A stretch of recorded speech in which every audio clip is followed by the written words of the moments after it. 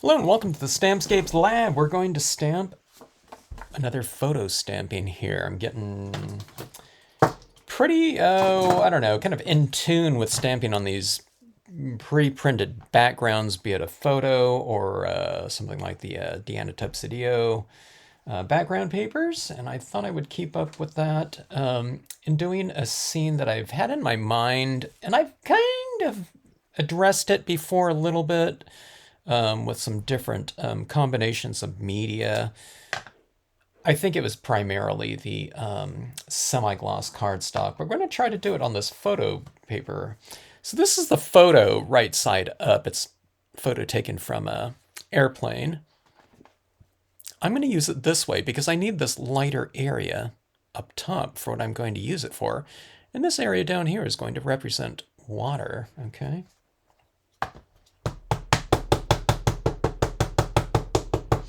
So my photo prints, I had done it Shutterfly, and I realized that Shutterfly is printing on this type of paper that they use in their photo books. So it's actually printed, not like a photo paper printed, okay, on an emulsion coating. I think it's 4-color printing, if I'm not mistaken, like in a traditional offset style of print.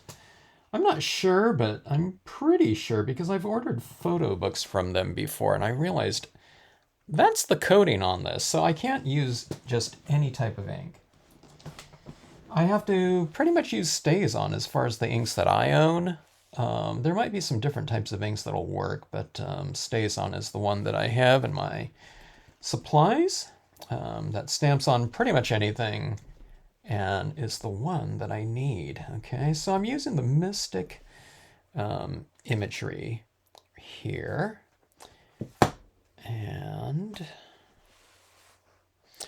let's see, that is right on the edge right there. So that's right on the horizon there.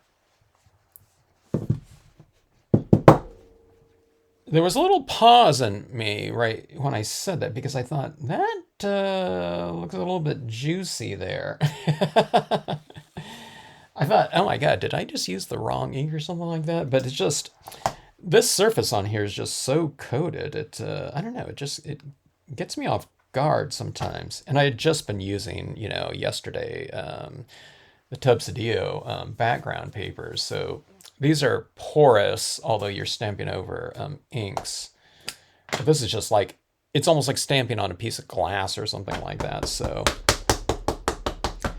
it's just not absorbing into the paper whatsoever. So it's all like all beaded up on there, which you don't usually see with StazOn a lot of times because it dries too fast, but it does.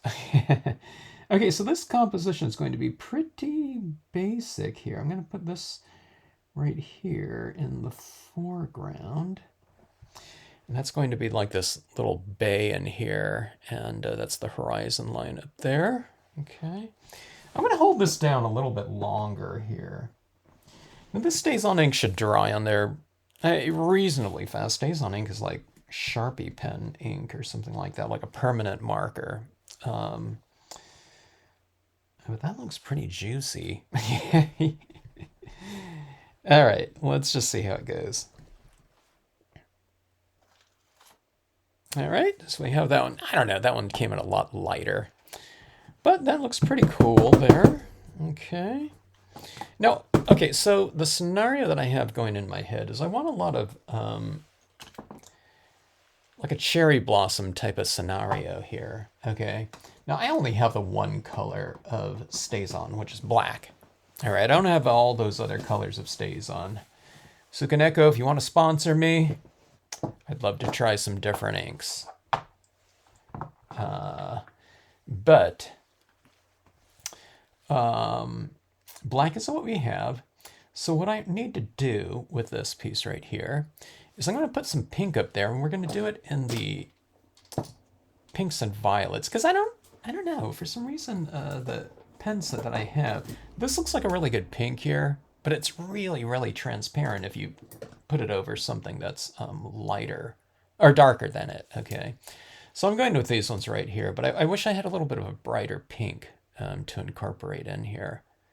I do in my 0.7 millimeter, but those are a little bit small for kind of the bolder applications that I want to apply on here. Okay, so let's get some additional texturing in here. And I want to put some other little subject in here. We'll keep it kind of simple in terms of our composition because, you know, we are working on this photograph. So I always mention that, you know, I mean, you know, when you have these pre-printed backgrounds, we generally want to leave those, you know, somewhat exposed. Otherwise, you know, that's why we're working on them, is so that we can have those types of textures in here. So we just fill it all up with imagery and you can't see it anymore. You know what I mean? I mean, you could do it where you're just kind of using it for the tonal base, you know, the blues here and the lighter areas up here or something like that. But, you know, in this case, I mean, I do want to use it for, you know, I want to see my clouds up there and, you know, those types of textures. You know, we certainly end up covering up some of them, but I don't want to do too much of it. So that really keeps these pieces, you know, rather simple in terms of our, you know, compositional structure or just the number of images that we're using in there. Okay, let me see. I'm going to put some kind of little subject matter down in this area. I'm going to go and find that little fishing boat and we'll pause the video for a second. Okay, I have my little fishing boat.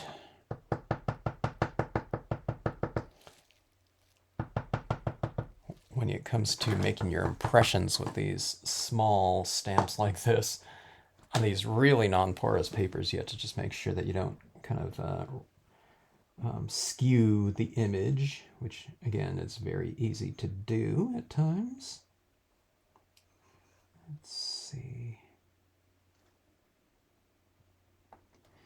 So you want to be pretty definitive, you know, when you find a location, just set down nice and easy. Decent pressure, don't, you know, press down overly so. Sometimes I do that, but you don't want to press down too much because the ink tends to squeeze out from underneath the stamp because it's not getting absorbed into the surface at all. So if you have a lot of ink on your stamp, you can get this kind of perimeter kind of, oh, it's, I don't know, it's like a halo or something around it where you're squeezing ink out and it's going around this image and then you get this little white area in between. I mean, I still get that once in a while because, you know, if I don't stamp on these types of surfaces for a while, you kind of forget, you know, you got to get used to the touch again. But it's not just the touch, it's how wet your pad is. The easiest thing is you just do a test print, you know, on something before you stamp it out. You know, on a similar surface, or if you don't, you know, if you want to just play around, like if you're using acrylic block, just stamp on the acrylic block and then lift up, see if you got a really good impression. And then just, you know, just wipe the ink off after you're done. But there we go, like that. That's a pretty simple little composition right there. Now what we'll do is we'll add in some tones and, you know, color to this scene. But I'm going to spray fix this with a workable fixative. So acrylic, you know, coating, but you don't want to put it on too thick because this is a solvent ink and spraying it too thick with like an acrylic coating, it can put that ink back into solution and have it kind of move a little bit. Now, if you're doing this on photo paper, you can stamp all these images out in a dye-based ink. Okay, and then you can color it with like alcohol inks and you don't need to spray seal it. But I have this Shutterfly print, you can see how glossy it is like that, okay? And I, you know, definitely need to spray seal. But if you're not going to color it all, you know, this looks pretty cool too, just as is. I'm looking at this and I'm thinking, man, it doesn't really need some, you know, additional things, but I really do want to add in some of that extra color, so we'll hit it with the spray fixative.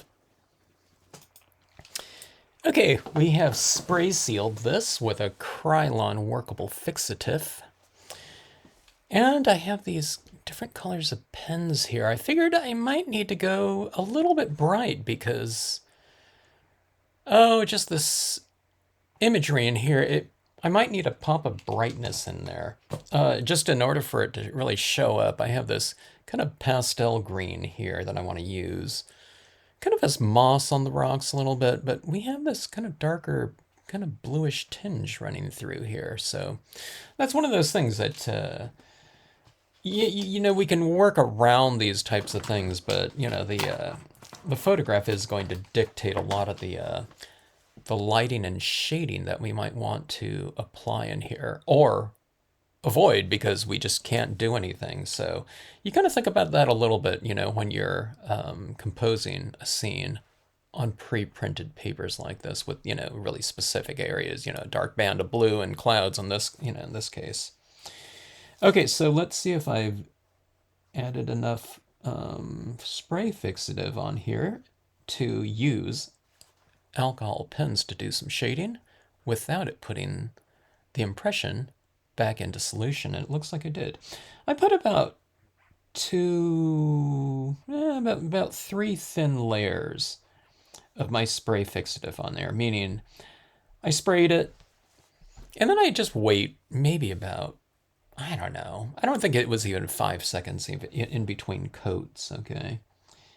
But I can go in here and apply this ink very freely, and I'm not putting my imagery back in solution. If you do that alcohol ink on top of StazOn, sometimes, especially if you do it right away, it'll kind of smear and drag that color out, which you absolutely don't want to do. So you can try to just let it dry overnight or something like that, and then apply the ink. And sometimes it's fine. It probably just depends on how much of that is on the surface. Now, on this type of paper, a lot of it's on the surface because it's just not soaking in at all. And then I also transferred a decent amount of that ink over by having a little bit of a prolonged impression time, okay? But, what I mean? It might be different, it depends on what type of paper you're using. And again, it's not all photo paper. If it's just regular photo paper, like I said, you can just do it in dye-based inks. And then you can just color away with your alcohol inks because alcohol and water don't mix. But alcohol on solvent, it'd be like, if you had a Sharpie pen on a piece of glass and you wanted to clean it off, right? You couldn't just take a rag and, well, you might be able to buff it out. It takes forever, but put a little rubbing alcohol in it or something like that. And you take a Sharpie drawing right off of it. Okay, so here's another blue right here. I'm just kind of adding a little bit of a shadow along my water's edge. Going into the shadow areas here, making them a little bit deeper. It's kind of, a similar blue that's already down there, but I'm just kind of targeting some areas a little bit more closely. Let's take a look. Let's go ahead and use this green. I was going to go into that really bright one, but let's use a little bit of this one first. It's a really dull, very, very light pastel green. I thought, let's go into the brighter one, but I thought, let's use a little bit of that duller one. Duller one you can't even see, so let's use a little bit of this, and it looks okay. It's not reading as like a super bright green because I'm putting it over the blue. But you can see a little bit of it in here. It's just kind of a little bit of a hue change, and I'll add some of it in my trees like this.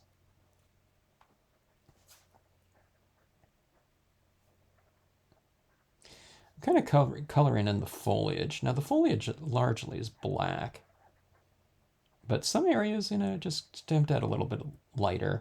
I do have tonal ranges within the foliage though, so it's not just solid black. I vary it, where it's kind of a textured range in there, just to give it some variation. And that avoids monotony too. I want a really rich surface, and the stamps. The more volume and range that you have, be it value range, textural range, kind of angles and things like that, the richer a piece can potentially be, a lot of times I see some designs that are just all silhouette, which are kind of cool, but it's kind of one-dimensional, and everything kind of flattens out, especially if you want to kind of represent something that has depth in it. You know, you're kind of working against it if it only is a single dimension. Okay, so let's add in, let's see how this works right here. Let's see if we can add in some foliage into the mix with some varied shades of violets and pinks in here. Now what I might have to do is apply some of this and then spray fix it, and then apply some lighter ones over the top of it, but we'll see.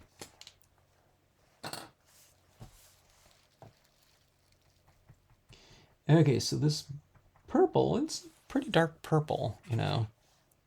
But over the top of this black, it is reading as, you know, a lighter tone. By contrast, by quite a bit. It almost looks like a 50% violet tone, but right on here it looks really dark against white, but on top of black, it doesn't even look like a, you know, 50% gray. It looks lighter than that, just by contrast. Everything is kind of relative, you know, because it's, you know, it's about contrast in pieces. You put something, have something that's kind of dark, but if you put something darker next to it, then all of a sudden it looks lighter, okay? And vice versa. All right, so adding some of this looks pretty cool in my trees here. The background trees might be a little bit darker than my foreground, but I don't know. I'll gauge that. I'll try to make an assessment here.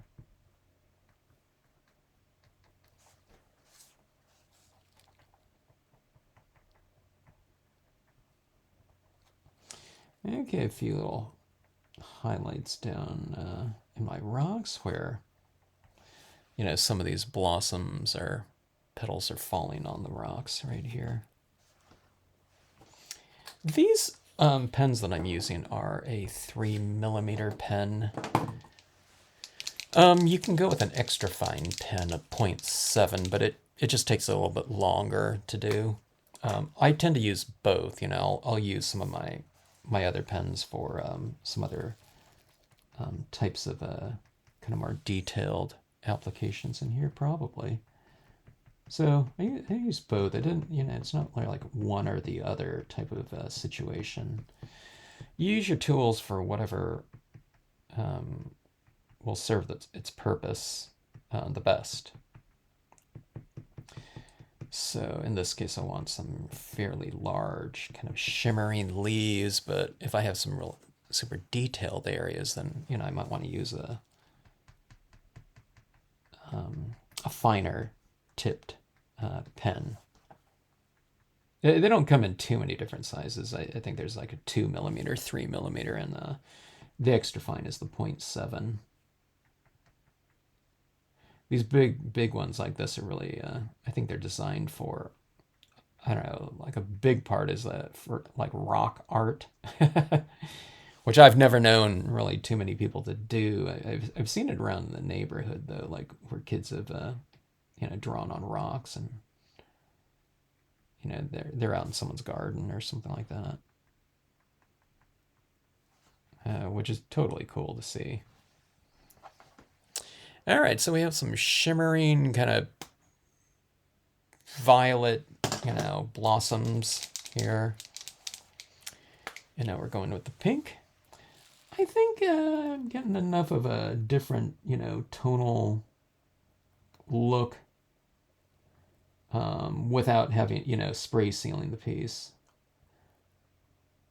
Sometimes when you lay these colors down, it really merges with the media that's already underneath it. But this one looks just fine to me.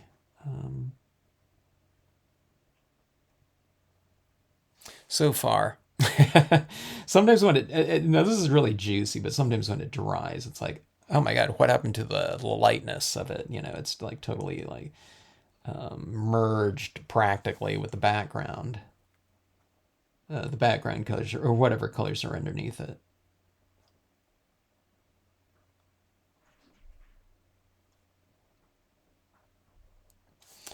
All right, so something like that. Now, let's see. I think let's go with a tree trunk that's a little bit beige in tone here. And I'll just go, I flip this upside down like this, and I do these little kind of like checks up my trees like this. I think I just put my hand in this tree right over here. Got to be careful about that because that paint stays wet for a little bit.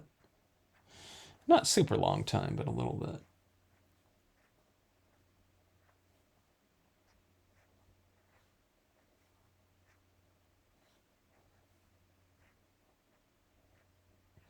So there's these tree trunks in the design. And then I'm just kind of trying to go right up the trunk a little bit. And then I just kind of start making up like these branches that kind of go off of the the tree into different directions.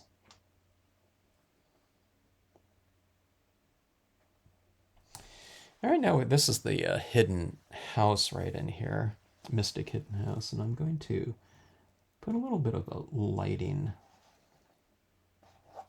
within that window right there. Okay, and there's this other kind of window right back in there too, and I'll have a little bit of illumination right in there. See that? And then let's see, I'm going to put in some lighting on my rocks. This is going to stand out a little bit, but I'm going to try to blend it in with a little bit of a kind of misty kind of fog effects with some white pigment ink here in a bit.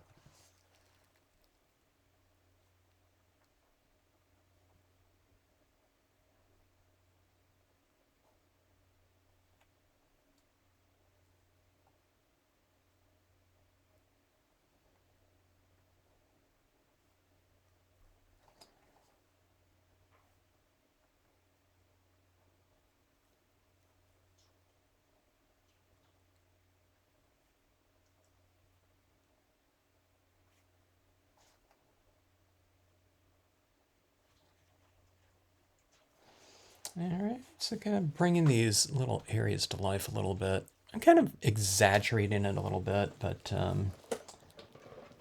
I figured we can do that on this piece. All right, so here's another pink right here. It's, a smaller one. It's the 0.7 millimeter. Here's the 3 millimeter.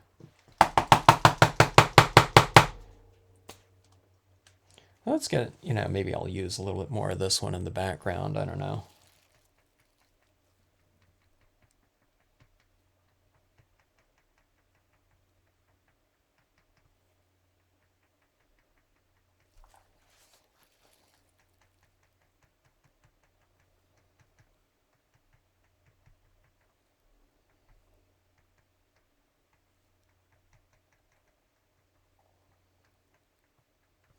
Put a few of these leaves right down here.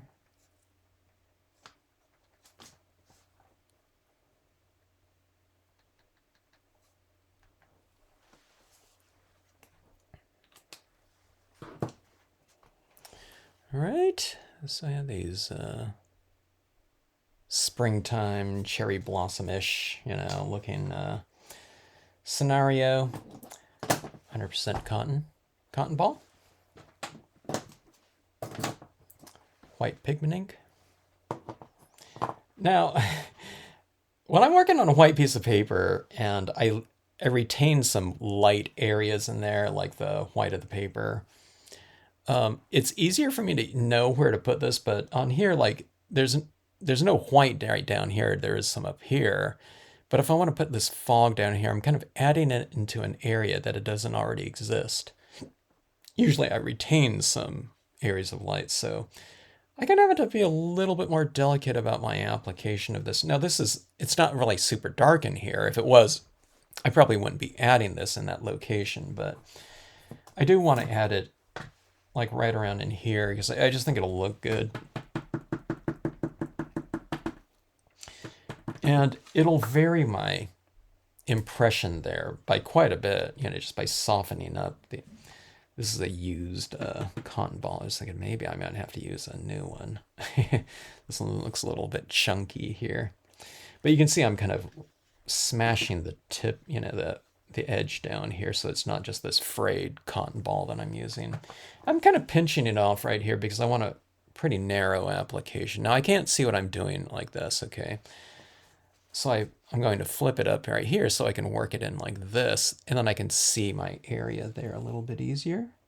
So always kind of turn your card in a direction that's going to be the most conducive for the addition of whatever you're, adding into your scene, be it a stamp impression or, coloring or, some sort of a special effect or anything like that. And always turn, the page accordingly.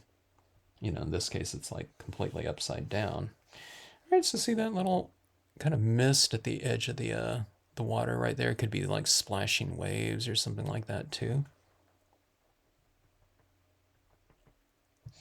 I'm going to add it right in here. I'm not going to add it all over here, okay? But I'll add it down, I think, a little bit over here. So you always hear me in my videos, I talk about the oscillation of things, lights and darks, checkerboarding, or in this case, it's a textural and lighting oscillation, okay? So it's going from a little bit of fog to nothing to a little bit of fog to nothing, like that. So you're playing contrasts against one another. So in other words, just, maybe don't put some type of effect everywhere. You gotta put it here and there, and it becomes much more effective because you have, sharp, crisp against something soft, light. As far as like texture goes, okay. All right, so adding a little bit more down here. Okay, so that kind of little misty area right there. Let's put some back in these trees right in here. I like to put a little bit at the base of my trees quite often.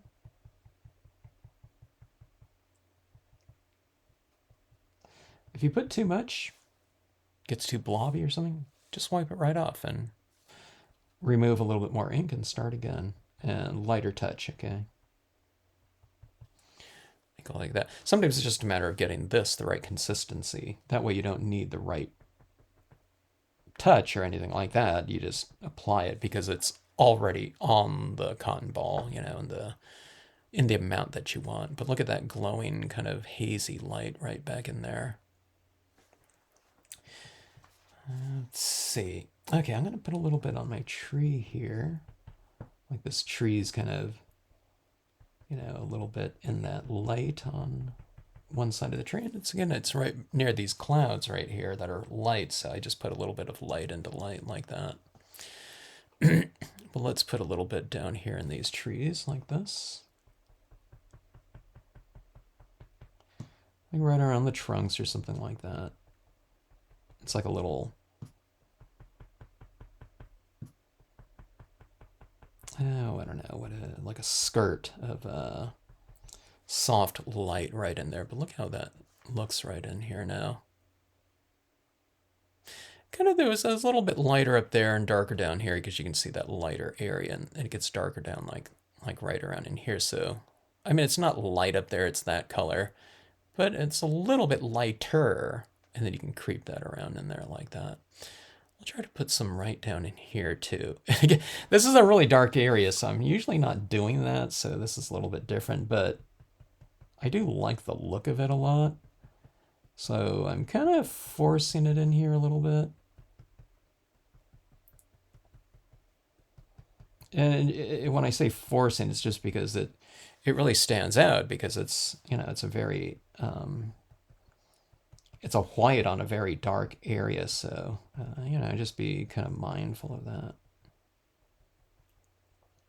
What you do is you just apply it nice and slow, which means not just slow like this, not that like that. You just have it very dry on here where you just have to apply more taps in order for it to kind of even show up, okay? A couple taps, you know, you can't see it at all, so you add more of it.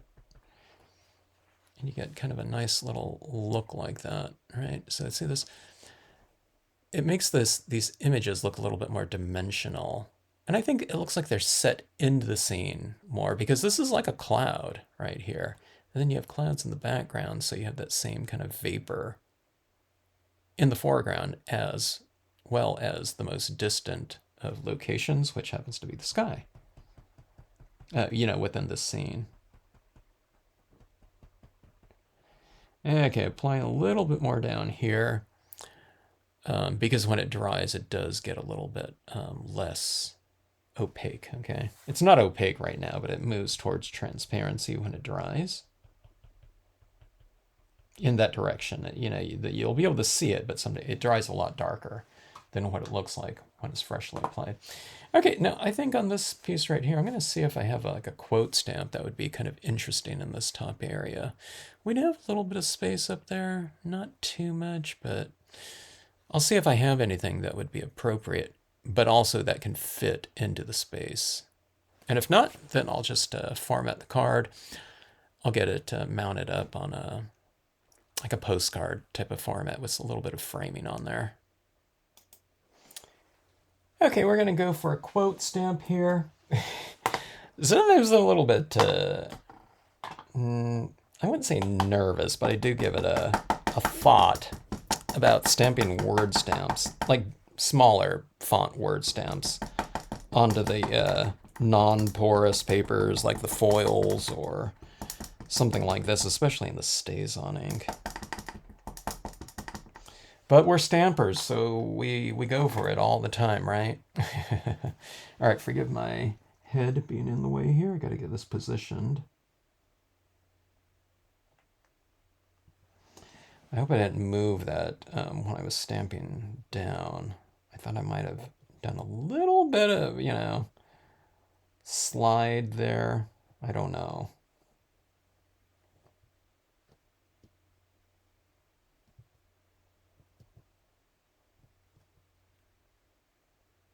Holding down, just, you know, allowing that ink to set up a little bit. Okay, not too bad of a impression. I got a little bit thicker on that side, but that's stamped impressions for you. Okay, nature does not hurry, yet everything is accomplished, Lao Tzu. I think it looks pretty good up there. And it seems appropriate for this piece.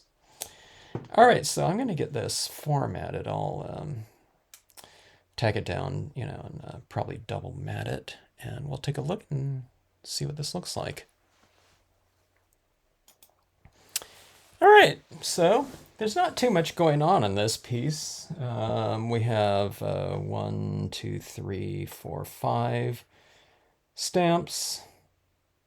1, 2, 3, 4. It's basically 4 main impressions. I have little rock texture that's going on in there, but simple coloring and everything like that. What I'm getting at is, you know, adding in this little extra gold piece in here, I think really kind of adds a nice little touch to this framing here. So it's like a triple mounting right here with that little gold. It kind of gives it that black lacquer type of look with that, you know, shiny, glossy, dark matting. It's actually a super dark blue, but it looks black. So if you have a black or something like that, that would look really nice on here. But anyways, just a pretty simple piece right there. You know, the cloud formation in the background gives it a lot of dimension, and it certainly sets us up for, you know, pretty easy and quick process. You just always want to use compatible media, and sometimes in the correct sequencing. Okay, so in this case, I'm working around kind of an unusual photo paper. So if you're printing this out at home, you should be having a much easier time. But if you do have some sort of media, coloring incompatibility, spray fixative is the thing that can straighten everything out, and it puts a barrier in between your coloring and your impressions down there. So, you can just utilize that. It's good to have anyways, just for coating our pieces and protecting them, sometimes too. But we basically worked from thin to thick here. We added some alcohol inks down there to color, and that's a thin style of ink. And then you start getting thicker with the, the acrylic paint pens here.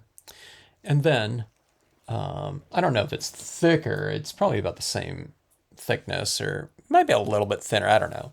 Then the acrylic paint is your pigment ink pads. It's a much thicker ink than something like dye-based inks, alcohol inks, hybrid inks, things like that. And that was just applied at the end in that kind of that frosty, foggy little haze back there, and that it added some nice dimension, textural dimension, and lighting to the piece, because you're adding kind of a lighter little touch in some of these areas. But pretty quick and easy. Hope you enjoyed the piece. And if you have any questions about any of the types of processes that went on in here, drop me a note in the comment section, drop me an email. Hope you hit the like button and subscribe. Thanks for watching.